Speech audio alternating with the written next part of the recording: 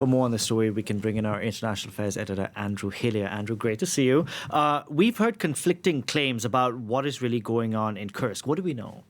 There is conflicting information coming in, but whichever way you look at it, the picture does not look good for the Ukrainians. Their forces do appear to be in retreat. Remember, the Russians have launched a counteroffensive over the last 2 weeks, and as you can see here, those areas in yellow on the map there, those are the areas that Russian forces appear to have recaptured in the last couple of weeks. Just last week, they captured Sudzha, which is a large town that Ukraine had seized last summer when they went on that unexpected lightning offensive into Russian territory.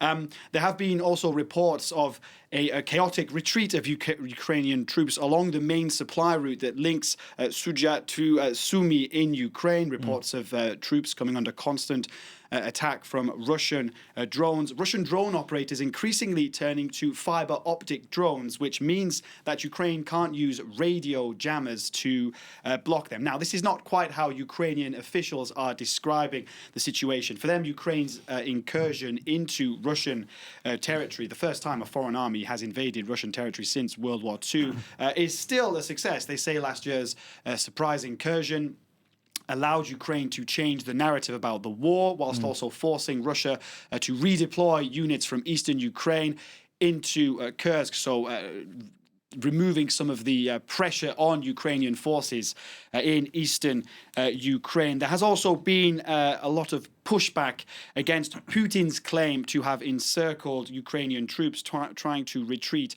from Kursk. Now, the Ukrainians say that Putin may be spreading those claims to put pressure on Kyiv and its allies. As you can see on that map, the Ukrainians do still appear to have a way out for their troops back into Ukrainian territory. However, by retreating from Kursk, there can be no denying that the Ukrainians do appear to have lost a bargaining chip in any future possible ceasefire talks.